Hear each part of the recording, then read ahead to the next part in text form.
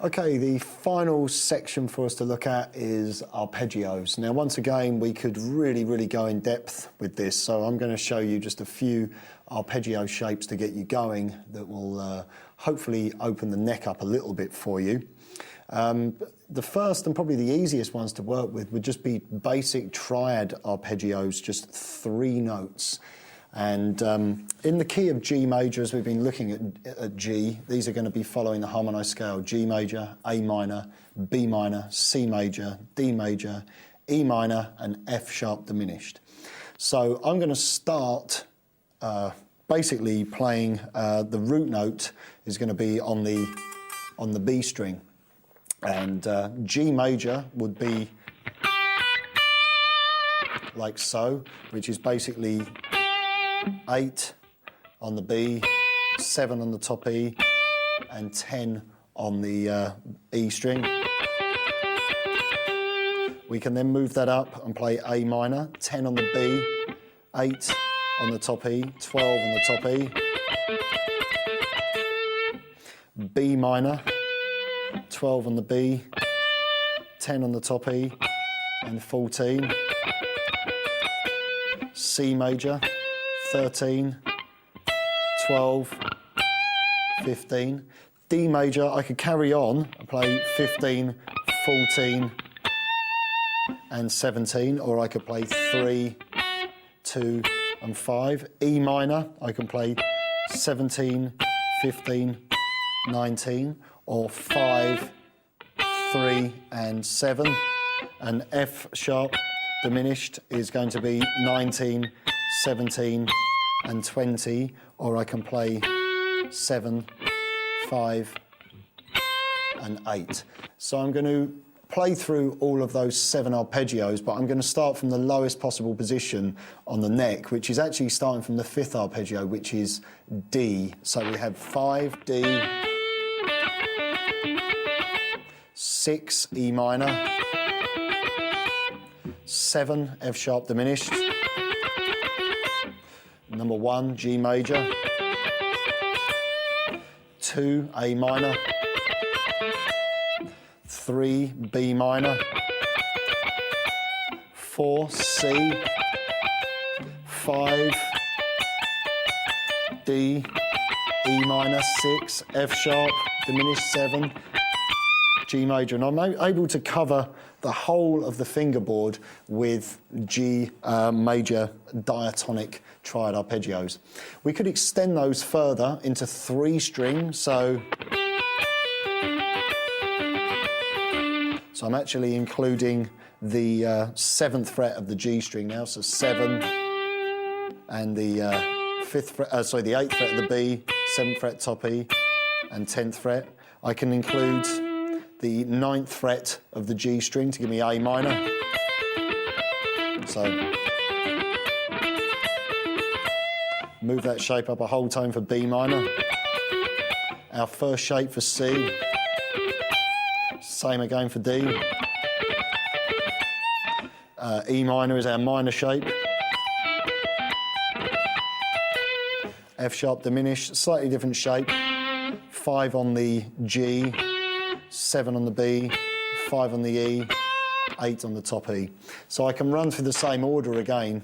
D major to start, E minor, F sharp diminished, G, A minor, B minor, C, D, E minor, F sharp.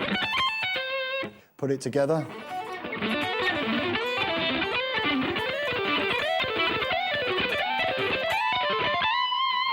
You can see I'm covering a lot of the fingerboard there just with basic major triads. We can also extend them further to the full-blown shapes. I could play them from the 5th string as well, so, sorry, the 4th string, so I get, and I could play them from the 5th string. I could extend them lower, and then I could include the 6th string as well. Basically, I'm gradually just building the triad. So the full shape of the C major triad shape in the key of G is going to be 7 on the bottom E, 5, 10 on the A, 9 on the D string, 7 on the G, 8 on the B, 7 on the top E, and then 10 on the top E.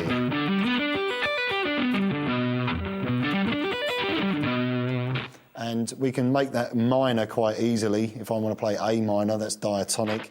That's going to be starting on the C note, 8 on the bottom E, up to 7 on the A, 12 on the A, 10 on the D, 9 on the G, 10 on the B, 8 on the top E, and 12 on the top E. So I'll start from C. It's quite a tricky shape, it's a bit of a stretch. And I could also include into that, the diminished shape. We should really include that one as well. Starting from the F sharp. For that shape, I'm playing F sharp on the 7th fret, the 9th fret of the A string, 7th fret D, 5th fret of the G, 7th fret of the B, 5th of the top E, and then up to 8, so. And we could drop down to C and then A as well, so 3rd fret of the bottom of the A and 5th fret of the bottom E.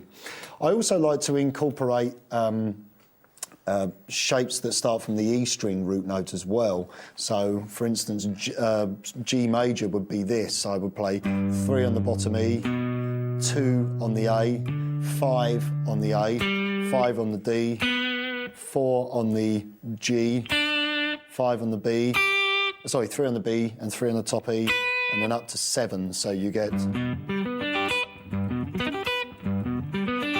And then we could come down the other shape.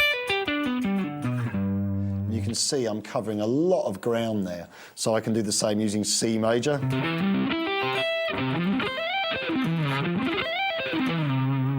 Do the same D major.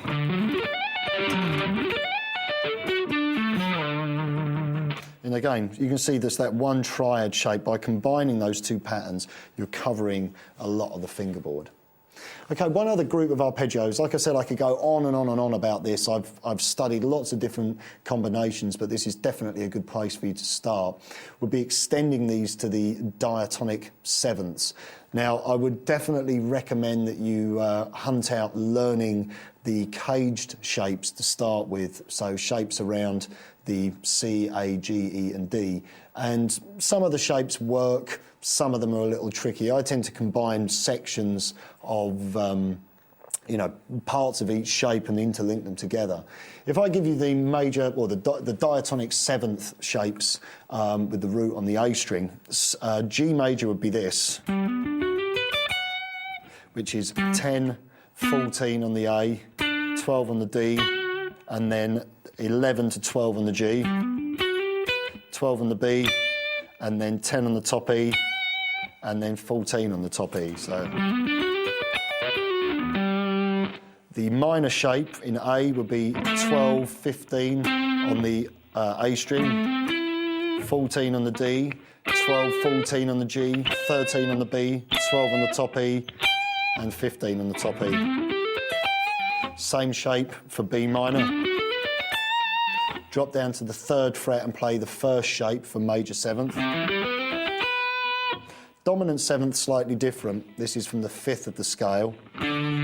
5 and 9 on the A, 7 on the D, 5, 7 on the G, 7 on the B, 5 on the top E, 8 on the top E.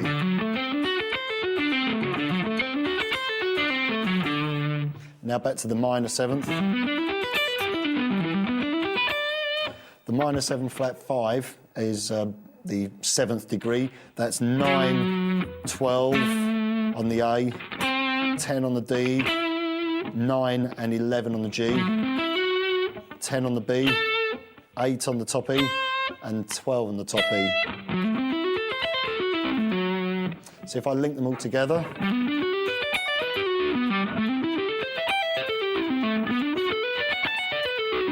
drop down for C. We could carry on there, but we'll drop down and cover the rest of the fingerboard.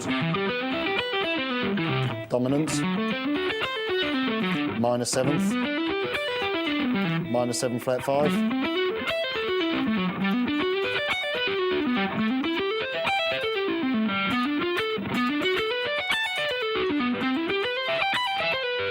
We can just keep going and going and going and going.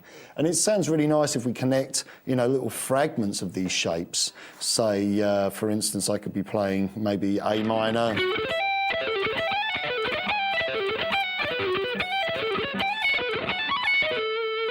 And linking them together can sound quite nice. I would definitely advise, though, checking out more to do with arpeggios. Obviously, we, you know, kind of tied a little bit with time. We've covered a lot of ground on the DVD. One of the things that I would definitely explore would be the diatonic arpeggios in all areas of the neck. Just to give you a little example of this, I would practice playing through, again from the lowest possible fretted position. If I'm in the key of G, I'm going to start off with C major 7th, pulling off, I'm only playing 4 notes here, 7 to 3 on the top E, 5 on the B and the G.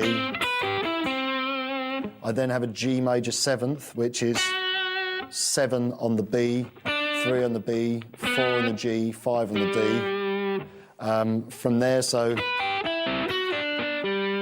D dominant 7th, that's 5 on the G to 2 on the G, 4 on the D, 5 on the A, and then A minor 7th, 5 on the D, 2 on the D, 3 on the A, and 5 on the bottom E. So, and I can continue that. If I go up to the next scale step, I'd get B minor 7th, which is 7, 5, and then 4, 7 on the D. Same for E minor, but starting from the A. A minor, 7 on the A, sorry, 7 on the D, 5 on the G and the B, and then 8 on the B. And then D 7th, 7, 7 on the G and the B, 5 on the top E, and 8 on the top E. I would definitely advise you to try taking this idea and playing it across the whole neck, finding all of the arpeggios that are diatonic to the key of G. Personally, I like to cascade through a lot of these shapes. You get some really lovely and quite unusual runs, things like that.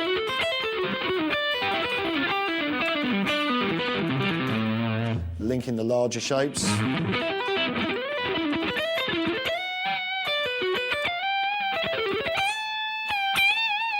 You can see from a little run such as that,